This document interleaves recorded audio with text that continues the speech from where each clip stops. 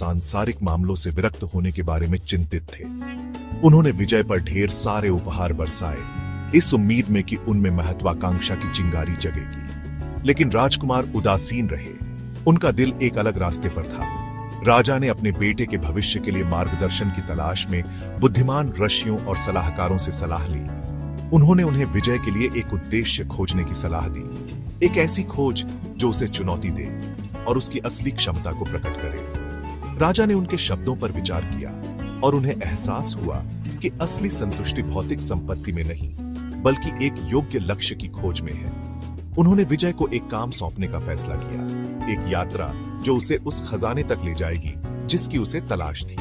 एक पिता की चिंता से भारी मन से राजा ने अपने बेटे को बुलाया, उसे आत्म खोज के रास्ते पर भेजने के लिए तैयार। उन्हें क्या पता था कि यह यात्रा न केवल विजय को बल्कि उनके पूरे राज्य को बदल देगी।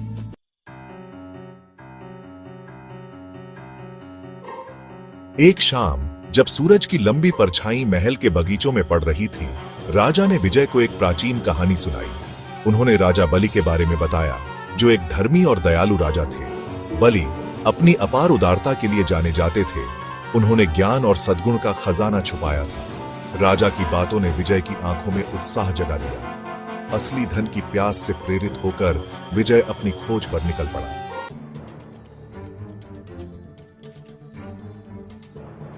राजकुमार विजय की खोज की खबर आग की तरह पूरे राज्य में फैल गई। लोग भरे बाजारों में फुसफुसा रहे थे और अपने घरों में धीमी आवाज में कहानियां सुना रहे थे। विजय, जो कभी सांसारिक मामलों से दूर रहते थे, अब हर बातचीत का विषय बन गए थे। कुछ लोग उनके आदर्शों का मजाक उड़ाते थे, सोने से ज्यादा कीमती खजाने के विचार पर हंसते थे। दूसरे उनके साहस की प्रशंसा करते थे, उनके उच्च उद्देश्य की खोज से प्रेरित थे। भीड़ में कुछ लोगों को भी ऐसा ही रोमांच का एहसास हुआ। वे योद्धा थे जो यश चाहते थे, विद्वान जो ज्ञान के भूखे थे, और वैद्य जो दुखों को कम करना चाहते थे। अनजान की ओर आकर्षित होकर वे विजय के पास गए और अपनी वफादारी का वादा किया। राजकुमार के साथ जाने की इच्छा से एकजुट अनुयायियों का एक छोटा सा लेकिन दृढ़ निश्चयी समूह इकट्ठा हुआ। विजय ने उनका खुले दिल से स्वागत किया। उन्होंने उनकी आंखों में कुछ और पाने की अपनी ही लालसा का प्रतिबिंब देखा। साथ मिलकर उन्होंने आगे आने वाली चुनौतियों के लिए तैयारी की। उन्होंने अपने संकल्प को मजबूत किया। उनके प्रस्थान का दिन आ गया। जैसे ही सूरज उगा, विजय और उनके साथी महल के दरवाजों से बाहर निकल गए। लोग जयकार कर रहे थे, उनकी आवाजें सड़कों पर गूंज रही थी। विजय ने आखिरी बार शहर की ओर देखा। उन्होंने जगमगाते टावर और चहल पहल वाले बाजार देखे। दृढ़ संकल्प के साथ वह क्षितिज की ओर मुड़े, अनजान को गले लगाने के लिए तैयार। रहस्यमय जंगल का सफर बहुत लंबा और मुश्किल था। विजय और उसके साथी खतरनाक पहाड़ी रास्तों से गुजरे, जंगली जानवरों से भरे घने जंगलों से निकले और तपती धूप में रेगिस्तान पार किए। हर चुनौती ने उनकी शारीरिक सीमाओं और दृढ़ संकल्प को परखा। राजकुमार ने आश्चर्यजनक रूप से इन कठिनाइयों को सहन किया। उन्होंने अपने साथियों के साथ साझा उद्देश्य से ताकत हासिल की। उनके साथ ने यात्रा के बोझ को कम कर दिया। जैसे जैसे वे आगे बढ़ते गए, हवा प्राचीन ऊर्जा से गूंज उठी। पेड़ ऊंचे होते गए, ऊपर एक हरा भरा छत्र बनाते गए, सूरज की रोशनी को रोकते हुए और लंबी भयानक परछाइयां डालते हुए। अजीब जीव उनके रास्ते में आते, आंखें बुद्धि से चमकती हुईं। जंगल सरसराते पत्तों में राज की बातें करता रहा। खतरों के बावजूद विजय को अजीब तरह की शांति महसूस हुई। जंगल की शांति ने उसकी बेचैन आत्मा को शांत कर दिया। उन्होंने घंटों शांत चिंतन में बिताए, प्राचीन पेड़ों की बुद्धिमत्ता को सुनते हुए। हर गुजरते दिन के साथ उसकी सतही इच्छाएं फीकी पड़ती गईं। आश्चर्य और समझ की बढ़ती भावना से बदल दिया गया। एक शाम वे एक समाशोधन पर होकर आए। बीच में एक विशाल पेड़ खड़ा था। पेड़ से गहरी शांति का एहसास हुआ। जैसे ही वे पास आए, विजय ने एक छोटा लकड़ी का चिन्ह देखा। उस पर बस लिखा था, लालच की नदी। उसकी रीढ़ की हड्डी में एक कंपी दौड़ गई जब उसे एहसास हुआ कि उनका सामना अपनी पहली परीक्षा से हुआ है। राजा बलि के छिपे हुए खजाने के रास्ते पर पहला कदम।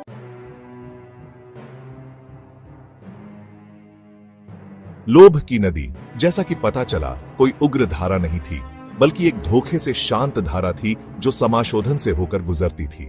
इसका पानी आकर्षक रूप से चमक रहा था, डूबते सूरज के सुनहरे रंग को दर्शाता है। जैसे ही विजय और उसके साथी करीब आए, उन्होंने कुछ अजीबोगरीब देखा। नदी के किनारे अनगिनत वस्तुएं बिखरी पड़ी थीं, जो ढलती रोशनी में चमक रही थीं। सोने के सिक्कों से भरे हुए संदूक थे, कबूतर के अंडे के आकार के चमकते हुए जवाहरात और बेहतरीन धातुओं से बने उत्तम हथियार। ऐसी ऐश्वर्य की दृष्टि सबसे अनुशासित हृदय को भी धड़कने के लिए काफी थी। विजय के साथ ही विस्मय में हाँफने लगे। उनकी आंखें इच्छा से फैल गईं। कुछ लोग सोने की चमक से मंत्रमुग्ध हो गए।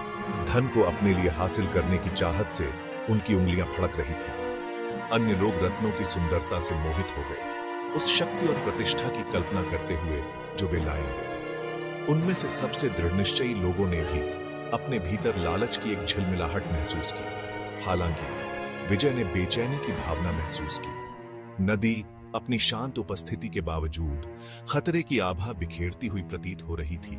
एक सूक्ष्म ऊर्जा जो धन का वादा करती थी और निराशा की धमकियां देती थी।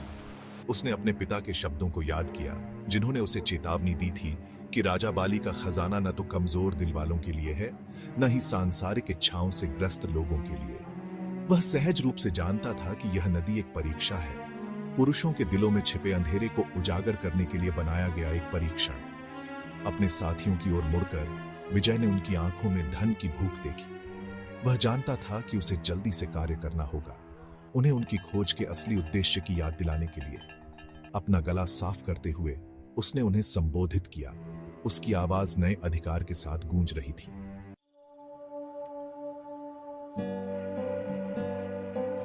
मेरे दोस्तों, विजय ने शांत लेकिन दृढ़ आवाज में शुरू किया, हम एक ऐसे खजाने की तलाश में निकले हैं जो इस नदी में मौजूद किसी भी चीज से कहीं ज्यादा बड़ा है। ये चमकदार चीजें, उन्होंने आगे बढ़ते हुए कहा, भरे हुए संदूक और चमचमाते हुए जवाहरात की ओर इशारा करते हुए, बस एक माया है, लालची और मूर्ख लोगों को फंसाने के लिए बिछाए गए जाल हैं। असली समृद्धि धन इकट्ठा करने से नहीं, बल्कि अपने अंदर के खजानों, दया, करुणा, ईमानदारी को विकसित करने से आती है।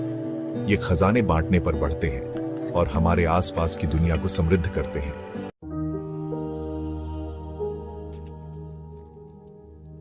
जैसे ही विजय बोले, एक अजीब सी घटना घटी। जंगल, जो अब तक बिल्कुल शांत था, मानो जाग उठा। एक हल्की सी हवा प्राचीन पेड़ों की पत्तियों को हिलाने लगी, जिससे एक सुखदायक धुन पैदा हुई जो पूरी जगह पर छा गई। रंग बिरंगे पंखों वाले विदेशी पक्षी जंगल की गहराई से निकल आए और उनके गीतों ने हवा को एक मंत्रमुग्ध कर देने वाले कोरस से भर दिया। यहां तक कि नदी भी मानो प्रतिक्रिया देने लगी। उसका प्रवाह और तेज हो गया, उसका पानी नए जीवन के साथ चमकने लगा। अचानक हुई इस हलचल से चौंक कर साथी आसपास के जंगल की ओर देखने लगे। उनकी आंखें, जो पहले चमकते खजानों पर टिकी हुई थीं, अब उनके सामने हो रहे इस तमाशे को देखकर विस्मय से फैल गईं। जंगल, जिसे पहले एक खतरनाक और डरावनी जगह माना जाता था, अचानक स्वागत करने वाला लगने लगा। एक जीवंत ऊर्जा से भर गया, जो विजय के शब्दों के साथ तालमेल बिठाती प्रतीत हो रही थी। जैसे ही सूरज क्षितिज के नीचे डूबा और उसने पूरी जगह पर लंबी परछाइयां डाली, जंगल का फर्श एक अलौकिक चमक से झिलमिलाने लगा। छोटे छोटे जीव जंतु, जिनके शरीर से एक हल्की नीली रोशनी निकल रही थी, गिरे हुए लट्ठों के नीचे और काई से ढके पत्थरों के पीछे से निकल आए और आगे के रास्ते को रोशन कर दिया। ऐसा लग रहा था जैसे जंगल खुद विजय की बुद्धिमत्ता को स्वीकार कर रहा हो, उसे और उसके साथियों को सही रास्ते पर ले जा रहा हो। एक ऐसा रास्ता जो सोने की ठंडी चमक से नहीं, बल्कि प्रकृति के आलिंगन की कोमल चमक से प्रकाशित हो। समर्थन के इस प्रदर्शन से उत्साहित और जंगल के फर्श की अलौकिक चमक से निर्देशित विजय और उसके साथी लालच की नदी से दूर हो गए। उनके कदम, जो शुरू में हिचकिचा रहे थे, हर पल के साथ और अधिक आत्मविश्वास से भर गए, क्योंकि वे रहस्यमय जंगल के बीचों बीच जा रहे थे। भौतिक धन का आकर्षण, जो कभी इतना लुभावना था, अब उनके चारों ओर फैले गहरे सौंदर्य और प्राचीन ज्ञान की तुलना में महत्वहीन लग रहा था।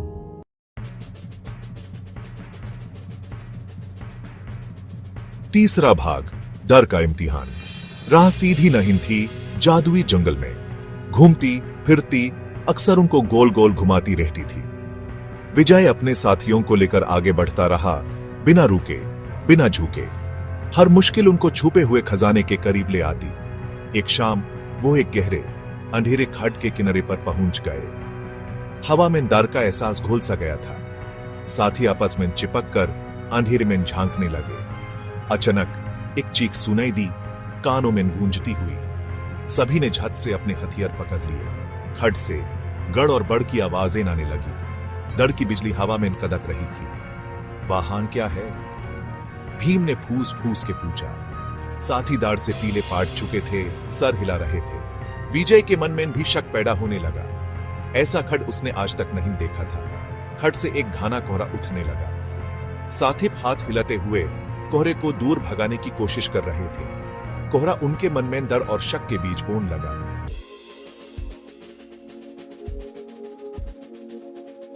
भाग 4, अनजाने का सामना। विजय ने अपने साथियों पर छा रहे डर को भांपते हुए गहरी सांस ली और खुद को संभाला। उसने अपनी आंखें बंद कर ली।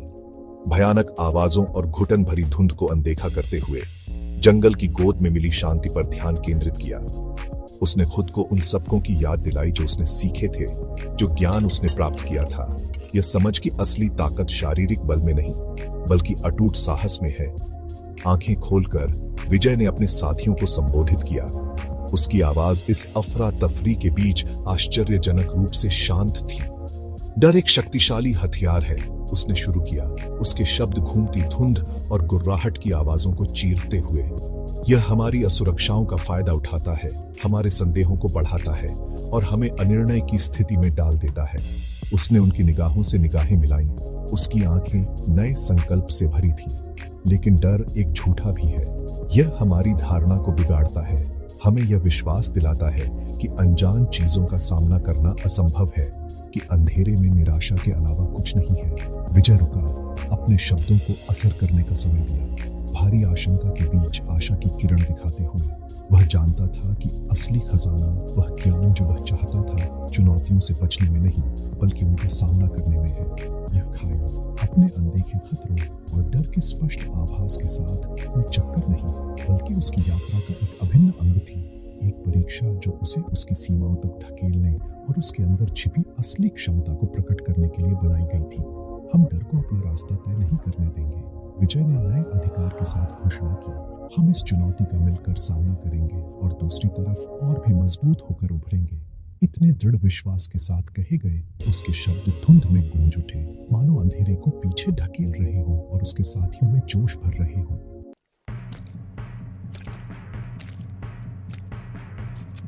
भाग 1, अवतरण। विजय ने अपनी तलवार निकाली, ये जानते हुए कि डर का इलाज सिर्फ कार्य है। पॉलिश की हुई स्टील की तलवार खाई से आ रही अजीब रोशनी में हल्की सी चमक रही थी। हम साहस और सावधानी से इस खाई में उतरेंगे, उसने घोषणा की। उसके साथियों के चेहरों पर आशंका और दृढ़ संकल्प का मिश्रण दिखाई दे रहा था। मिलकर हम गहराई में छिपी किसी भी चीज का सामना करेंगे। विजय के संकल्प से प्रेरित होकर साथियों ने अपने हथियार निकाल लिए।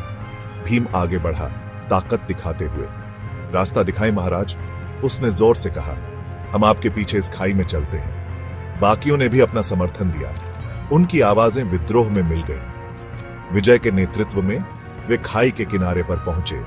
कोहरा उनके चारों ओर घूम रहा था, घना और भ्रमित करने वाला। जमीन नीचे की ओर ढलान वाली, खतरनाक और असमान थी। हवा ठंडी हो गई, सड़न की बदबू ऊपर उठ रही थी। विजय आगे बढ़ा, उसका पैर किनारे पर पड़ा। उसके वजन से जमीन थोड़ी सी टूट गई। उसने खुद को संभाला, उसकी निगाहें आगे कोहरे पर टिकी थी। वह जानता था कि आगे का रास्ता खतरे से भरा है। वह साहस के साथ अज्ञात का सामना करेगा, चुनौतियों का सामना करेगा।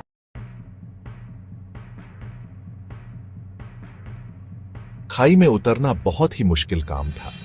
रास्ता टेढ़ा मेढ़ा और खतरनाक था, जैसे जानबूझकर उन्हें अंधेरे में धकेल रहा हो।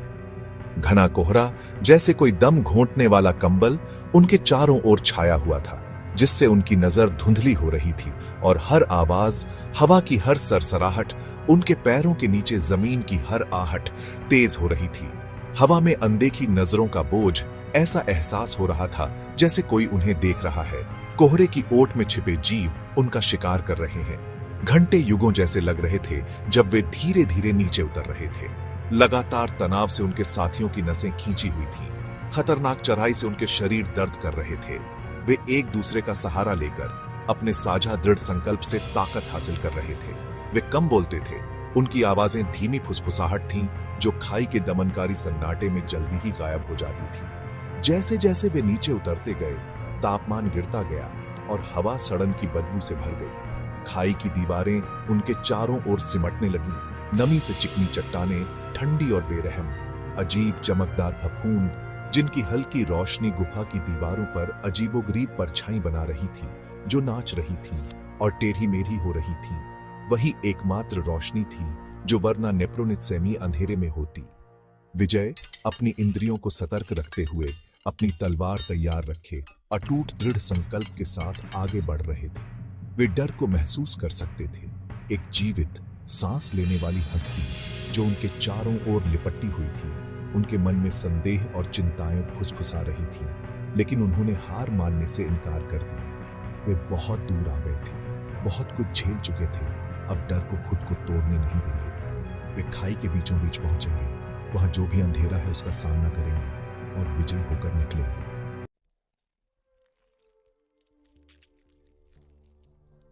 आखिरकार एक लंबी सफर के बाद रास्ता सीधा होने लगा। कोहरा छट गया और आगे क्या है यह दिखने लगा। साथ ही थक कर छुर हो गए थे, लेकिन हिम्मत से रोशनी की तरफ बढ़ते रहे। वो एक बड़े गुफा में पहुंचे और हैरानी से हक्का पिक्का रह गए। गुफा एक अनोखी सुनहरी रोशनी से चमचमा रही थी। ऊंचे ऊंचे क्रिस्टल्स रोशनी को रंग बिरंगे रूप में परावर्तित कर रहे थे। गुफा के बीच में एक अकेला आदमी खड़ा था, चमचमते कपड़ों में लिपटा। वो आदमी शांति की अनुभूति दे रहा था। विजय उस आदमी के पास गया, उसका दिल हैरानी से धड़क रहा था। ध्यान मुद्रा में बैठा वो आदमी जाना पहचाना लग रहा था। नमस्ते राजकुमार विजय, उस आदमी ने धीरे से कहा। तुमने लंबा सफर तय किया है, तुम क्या खोज रहे हो? विजय ने झुककर प्रणाम किया और राजा बलि का छिपा हुआ खजाना ढूंढने की बात कही। असली खजाना अंदर ही छिपा है, उस आदमी ने बताया, हमारे अंदर की ताकत और आत्मा का प्रतिबिंब।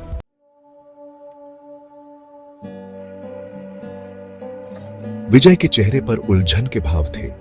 इतना सब सहने के बाद उसे बताया गया कि वो खजाना जिसकी उसे तलाश थी वो तो पहले से ही उसके अंदर है।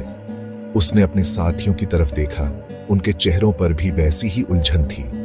वो व्यक्ति बोला, उसकी आवाज विजय के परेशान मन को शांति दे रही थी। तुम्हारे सामने आई हर मुश्किल तुम्हारे विकास और खुद को जानने का एक मौका थी।